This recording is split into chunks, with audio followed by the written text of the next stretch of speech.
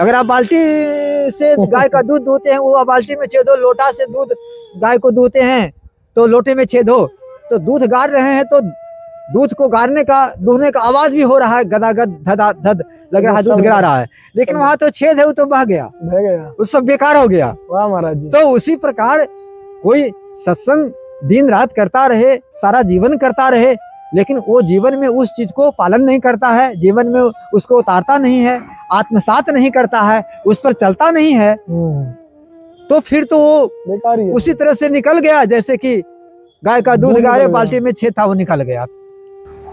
जब तक साधक, जब तक भक्त, जब तक कोई मानव अपने विवेक शक्ति को नहीं जगाता है जी महाराज जी, तब तक वो सारा जीवन पूजा पाठ करता रहे, तीर्थ व्रत करता रहे जी, जमुना गंगा नहाता रहे। अभी कुंभ लगने वाला है 45 दिन का, वो 4500 दिन का कुंभ अटेंड कर ले, सारे गीता भागवत रामायण को कंठस्थ कर ले, चारों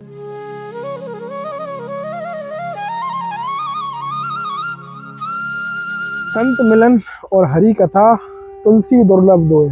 जय जय श्री राधे। आप सभी भक्तों का एक बार फिर स्वागत है संत यात्रा में। और आज मैं आपको एक हमारे ब्रज धाम में ही श्री ऋषिकेश जी से एक संत पधारे हैं, उन संत का मैं आपको सत्संग सुनाने वाला हूँ। बुजुर्ग मूर्ति हैं और महाराज जी से मैंने आज्ञा ली। महाराज जी श्री बरसाना धाम में तो काफ़ी समय से थे, लेकिन आज ऐसे ही किसी माध्यम से वो हमारे अन्य क्षेत्र में पहुँचे और अन्य क्षेत्र में महाराज जी से बड़ी कृपा की यहाँ पे, और दास को भी आज्ञा दी है। आइए चलते हैं संत यात्रा के साथ एक और दुर्लभ संत की ओर। दंडोत महाराज जी। राधे जय श्री राधे, जय श्री राधे। आप सभी भक्तों को जैसा मैंने बताया था कि महाराज जी हमारे ब्रज धाम में ऋषिकेश से पधारे हैं। आज महाराज जी के दर्शन हुए और महाराज जी की दिव्य वाणी जो मानव जन कल्याण के लिए कुछ महाराज जी के श्री मुख से सुनते हैं। महाराज जी आपने भी बड़ी कृपा की दास के ऊपर, घड़ी दो घड़ी इस सत्संग के लिए दिए।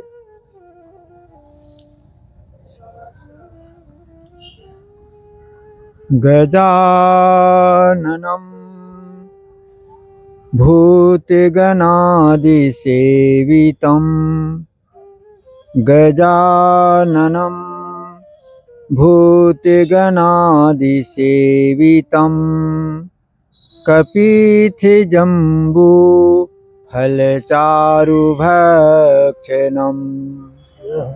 उमासुतं शोकविनाशकारिकं, नमामि विघ्नेश्वर पादपङ्कजम्। मुखं करोति वाचालं पङ्गुलङ्घयते गिरिं, मुखं करोति वाचालं पङ्गुलङ्घयते गिरिं, यत् कृपातमहं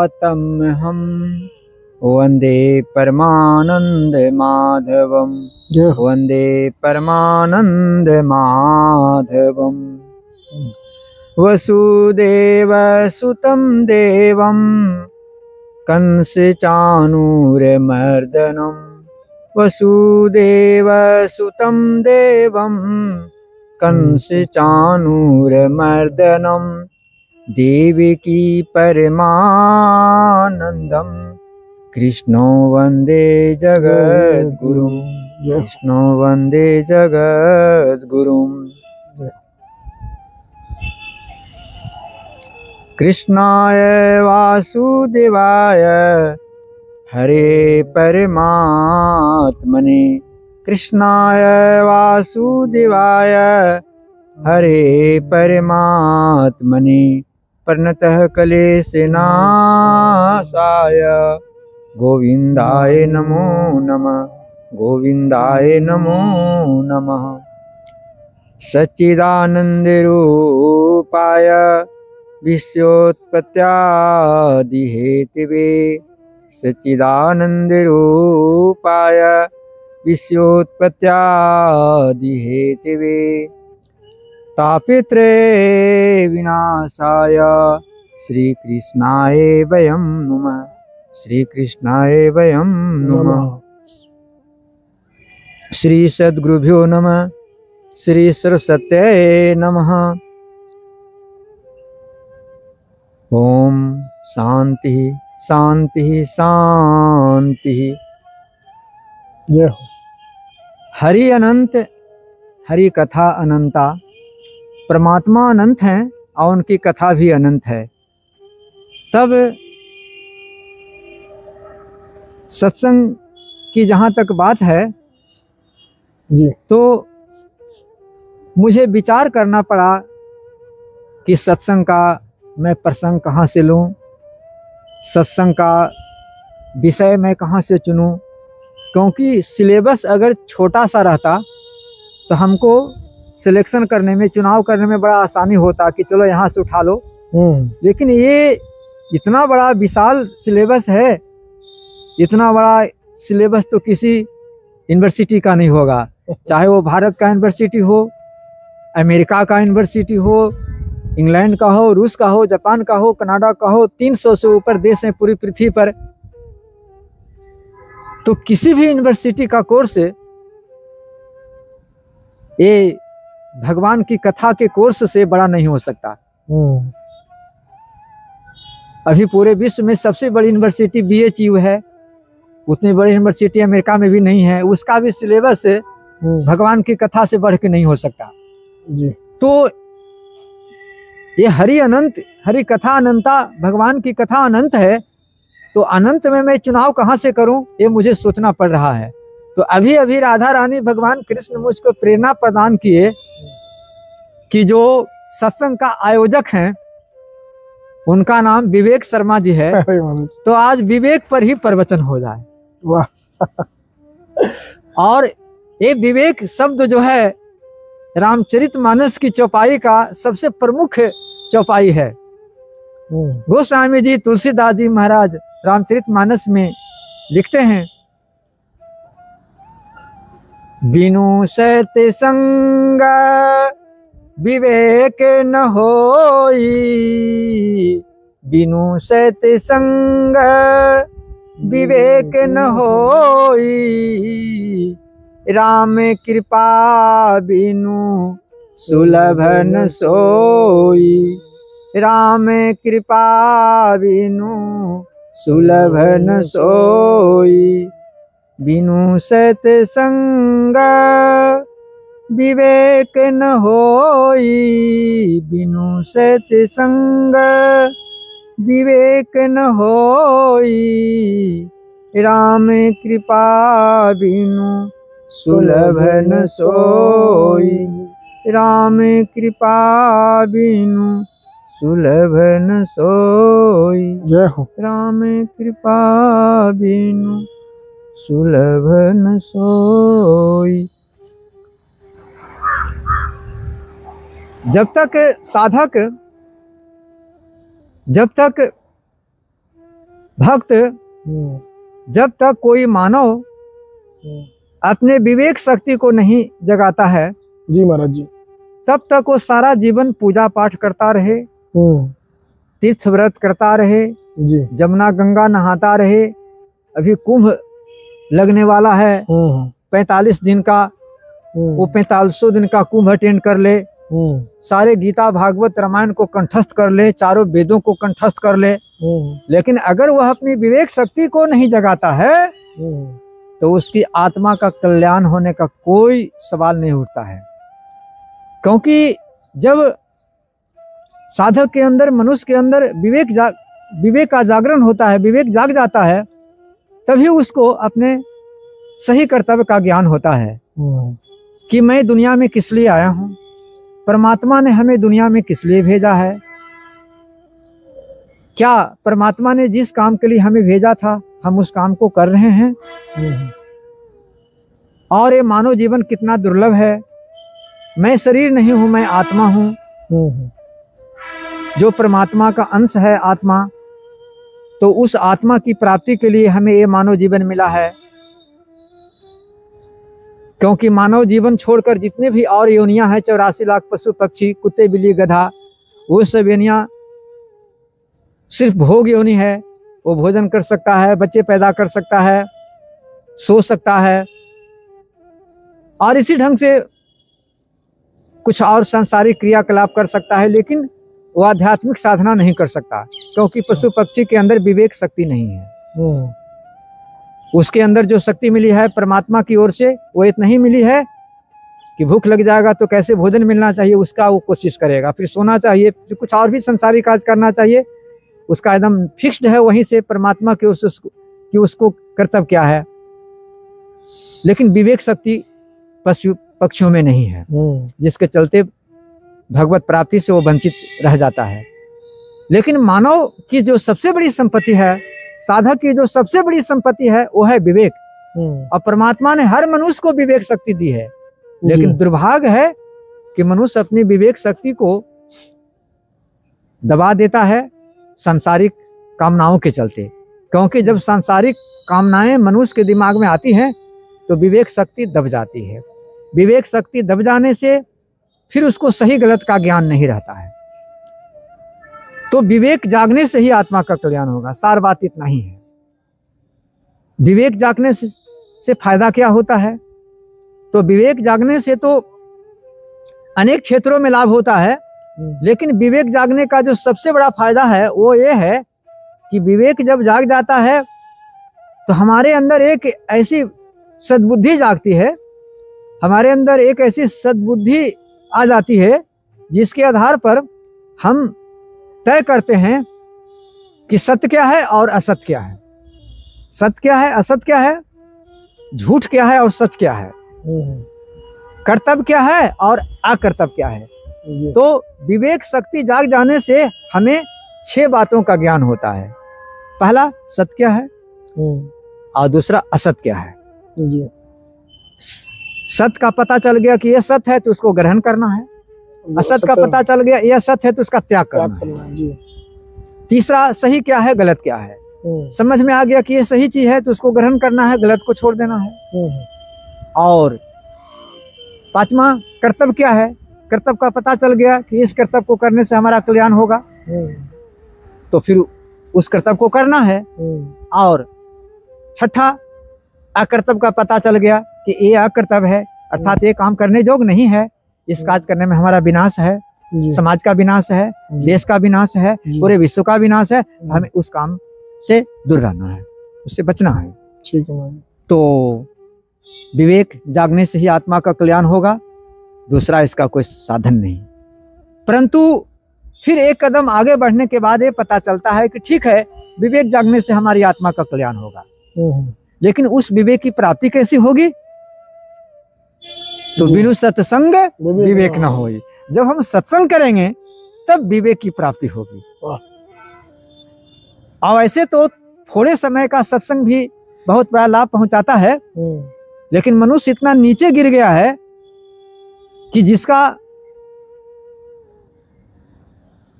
बौद्धिक स्तर बहुत ही कम है, जिसका मानसिक स्तर बहुत ही कम है, उसको एक दिन के सत्संग से समझ में नहीं आएगा।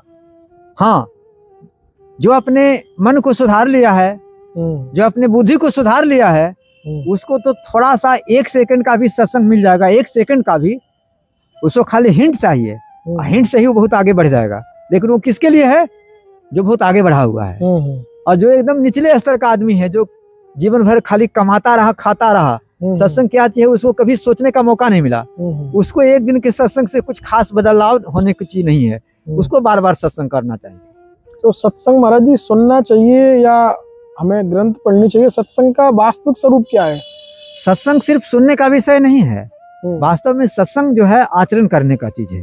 आचरण करने का चीज। सत्संग में अच्छी अच्छी बातें बोली जाती है, उसको सिर्फ कोई सुनता रहे, इस कान से सुने और उस कान से निकाल दे तो कुछ भी नहीं मिलेगा।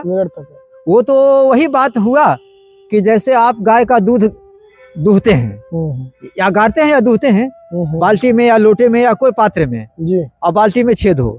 अगर आप बाल्टी से गाय का दूध दूहते हैं, वो बाल्टी में छेद हो, लोटा से दूध गाय को दूहते हैं तो लोटे में छेद हो, तो दूध गाड़ रहे हैं तो दूध को गाड़ने का, दूहने का आवाज भी हो रहा है, गदागद धदा धद लग रहा है, दूध गिरा रहा है, लेकिन वहां तो छेद है, वो तो बह गया, वो सब बेकार हो गया। वाह महाराज जी। तो उसी प्रकार कोई सत्संग दिन रात करता रहे, सारा जीवन करता रहे, लेकिन वो जीवन में उस चीज को पालन नहीं करता है, जीवन में उसको उतारता नहीं है, आत्मसात नहीं करता है, उस पर चलता नहीं है, तो फिर तो वो बेकार ही उसी तरह से निकल गया जैसे कि गाय का दूध गारे बाल्टी में छेद था, वो निकल गया।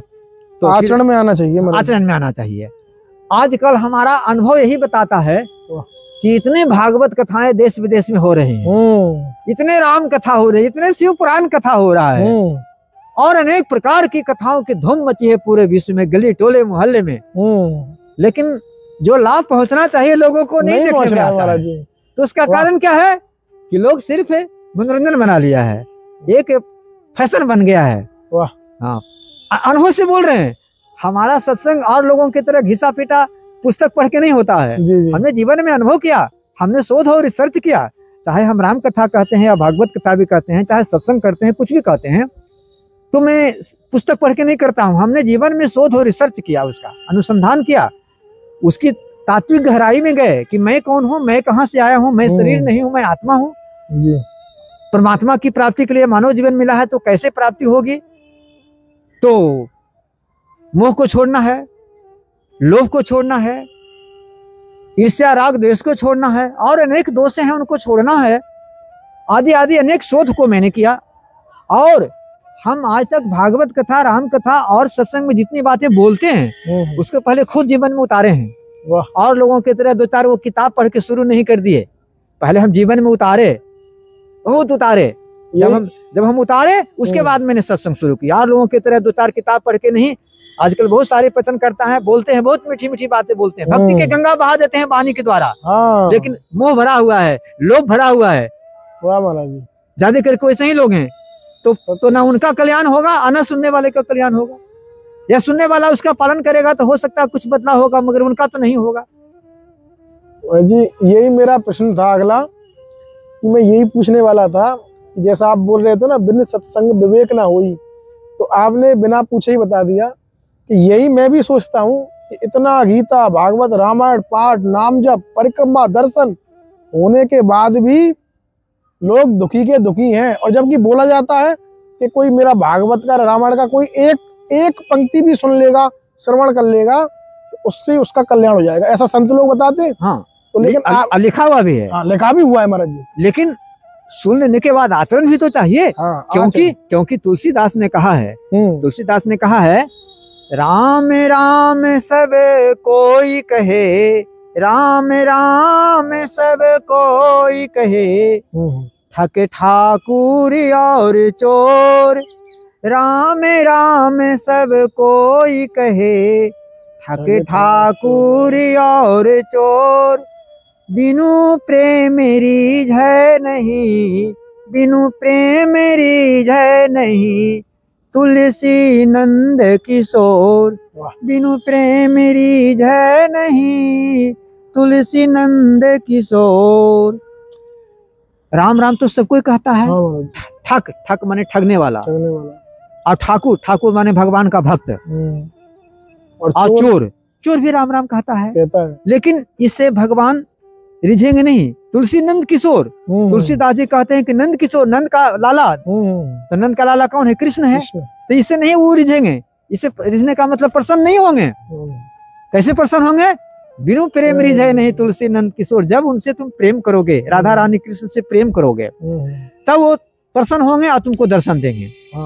और प्रेम करने का मतलब क्या? लोभ मोह को छोड़ो। बिना लोभ और मोह को छोड़े कहीं कृष्ण और राधा से प्रेम होता है? आजकल दिन रात राधा जी का कीर्तन और भजन चलता है, रेडियो में, तो टीवी में, तो मोबाइल पर, या मौखिक या प्रवचन में धूम मची है, सुंदर सुंदर भजन। लेकिन यहाँ तो दिमाग में मोह और लोभ भरा हुआ है, वासना भरी हुई है। तो लोभ मोह वासना भरी हुई है, तो वो तो वासना की नदी में और मोह की नदी में और लोभ की नदी में तो वो जो श्लोक और कीर्तन हो रहा है तो सब बह गया। फिर प्रेम कहाँ से जागेगा? कृष्ण से प्रेम जागने के लिए ये तो लोभ मोह छोड़ना पड़ेगा, आसक्ति जो है छोड़ना पड़ेगा। जब आसक्ति संसार का छोड़ेगा, लोभ मोह छोड़ेगा, तो कृष्ण प्रेम जागेगा। लेकिन कृष्ण प्रेम सिर्फ कहने का चीज नहीं है कि कृष्ण प्रेम कहा और कोई जादू की छड़ी नहीं कि हो गया। उसके लिए तो लोभ मोह छोड़ने की जरूरत है, और लोभ मोह छोड़ने के लिए कुछ त्याग करने की जरूरत है। बोलिए राधे राधे। महाराज जी इसमें ये था, जैसे आपने बोला कि लोभ मोह छोड़ना है, लोभ और मोह माया के अंदर आते हैं। हाँ। और माया भगवान ने बनाई है। हाँ। तो जब भगवान की बनाई हुई सृष्टि इतनी सुंदर है तो माया गलत कैसे है? अब ये बताइए आप। माया को अगर भगवान में लगा दीजिए तो सबसे सुंदर है, सर्व सुंदर है, फिर माया आपका मित्र बन जाएगा। लेकिन माया को लोग, ये पानी भी माया है, जो पानी पीते हैं ना, ये माया है, भगवान ने बनाया है पानी, माया है जी। लेकिन अगर इस पानी से किसी गरीब को पानी पिलाइए तो परमात्मा का आशीर्वाद बहुत जल्दी मिलता है। क्योंकि सेवा करने से भगवान जितना जल्दी प्रसन्न होते हैं उतना मंदिर में जाने से नहीं। हालांकि मंदिर में कोई जाता है तो उसको मना थोड़ी हम करते कि मंदिर में ना जाओ, हम तो कहते हैं मंदिर में जाओ, लेकिन सिर्फ मंदिर में जाने से काम नहीं बनेगा। मंदिर में थोड़ा जाओ और गरीबों की सेवा ज्यादा करो। मानव सेवा करो। हाँ, मानव सेवा। भूखे को अन्न, प्यासे को पानी, जाड़ा के दिन है अभी गरीब गर्म कपड़े, बीमार को दवाइयाँ, इस तरह से जिसको जिस चीज की जरूरत है। और यदि परमात्मा ने आपको दिया है तो, अगर नहीं दिया है तो फिर आपको कोई जिम्मेदारी नहीं सब करने का है। परमात्मा ने आपको नहीं दिया है तो इतना करने की कोई जरूरत नहीं है। लेकिन अगर परमात्मा ने दिया है तो ये जाड़ा का टाइम है, जिनको कपड़े नहीं है उनको गर्म कपड़े देना, कोई बीमार है उसको दवाइयाँ देना, भूखे को अन्न देना, प्यासों को पानी देना। ऐसी सेवा करने से परमात्मा जितना जल्दी प्रसन्न होते हैं उतना जल्दी मठ मंदिरों में जाने से। हाँ। बोली राधे राधे। तो अगर लोग बोलता है परमात्मा ने माया बनाया, परमात्मा ने माया बनाया सेवा करने के लिए, लेकिन यहाँ लोग उल्टी काम कर दिया कि माया बनाया परमात्मा ने, ये हवा पानी सब माया है, भोजन चावल दाल रोटी दूध फल सब्जी ये सब माया है, घर मकान सब माया है। लेकिन परमात्मा ने सब बनाया किस लिए? सेवा करने के लिए। क्योंकि सेवा करेगा तो भगवान का आशीर्वाद मिलेगा, भगवान जल्दी प्रसन्न होंगे, तो फिर उसका आसक्ति भी जल्दी खत्म होगा, उसका मोह भी जल्दी टूटेगा। भगवान ऐसी कृपा करेंगे कि मोह भी जल्दी टूटेगा उसका और परमात्मा में लगेगा। तो माया को सेवा में लगाना है। लेकिन कितने आदमी हैं जो माया को सेवा में लगाते हैं? बहुत ज्यादा करके आदमी कहता है मेरा धन है, हमने पैसा कमाया, हम किसी को क्यों दे दें? हम अपना इतना मेहनत से कमाए, हम दूसरों को क्यों देंगे? दूसरों को देंगे उससे अच्छा है कि हम इतना घी खरीद के खाएंगे, इतना फल खरीद के खाएंगे, इतना सुंदर आराम से रहेंगे, हम सुंदर कपड़े पहने, हम सुंदर मकान बनाएंगे, दूसरों को क्यों दें? 99% से आदमी, 99% से ऊपर आदमी माया को अपने में लगा रहा है। तो फिर माया जो है नाराज हो जाती है, कह रहे हमको परमात्मा बनाए थे, मैंने माया कहती है कि हमको परमात्मा बनाए थे कि भाई इससे समाज की सेवा होगी, मगर तुम हमको सेवा में नहीं लगा रहा है, तुम सिर्फ अपने भोग विलास में लगा रहा है। तो फिर उसको भगवान कभी कृपा नहीं करेंगे, उसका माया कभी खत्म नहीं होगा, उसका माया बढ़ते जाएगा, उसका मोह बढ़ते जाएगा, आसक्ति बढ़ते जाएगी, अंत में राम नाम सत्य हो जाएगा। फिर शरीर छोड़ने के बाद कुत्ते बिल्ली गधा में जन्म हो जाएगा। आई जन्म में बनाया हुआ 10 तरह का बिल्डिंग, फिर घूमते बड़े बड़े मकान और बड़े बड़े परिवार, सब नाती पोता पति पत्नी सब छूट जाएगा और कुत्ते बिल्ली गधा में चला जाएगा। अगर इंजीनियर प्रोफेसर है तो कोई पोस्ट काम नहीं आएगा, टाटा बिरला है वो कोई पोस्ट काम नहीं आएगा। वाह महाराज जी, सत्य बोला महाराज जी, वाह।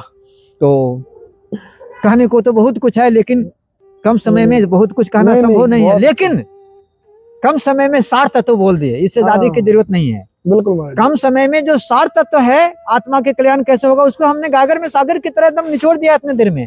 अगर इसको कोई समझने वाला होगा तो इतने समझ करके और इतने पर चलेगा तो उद्धार भी हो जाएगा। बिल्कुल हो जाएगा। लेकिन हर आदमी में इतनी शक्ति नहीं है कि हम इतना जो सूत्र रूप में बोले हर आदमी कैच कर सके, हर आदमी नहीं समझ सकता। लेकिन जो उसमें पहले से डूबा हुआ है वो जल्दी समझेगा। हाँ, वही समझ। तो अगर पहले से डूबा हुआ कोई होगा तो हम 60 तत्व इतने देर में बहुत कुछ बोल दिए, अगर इतने को जीवन में उतार ले तो कल्याण हो सकता है। बोलिए राधे राधे। ठीक है। अब इसी कथा को कोई 7 दिन करावेगा तो फिर चौपाई के द्वारा, श्लोक के द्वारा और कथा के द्वारा समझा देंगे। जी। कोई 7 दिन अगर भागवत कराएगा या 9 दिन का राम कथा कराएगा, चाहे और जो भी कराएगा, तो इसी चीज को जो 7 तत्वों में हम इतने देर में बोल दिए गागर में सागर की तरह, इसी को फिर हम विस्तार से कथाओं के माध्यम से, दृष्टांतों के माध्यम से समझाएंगे।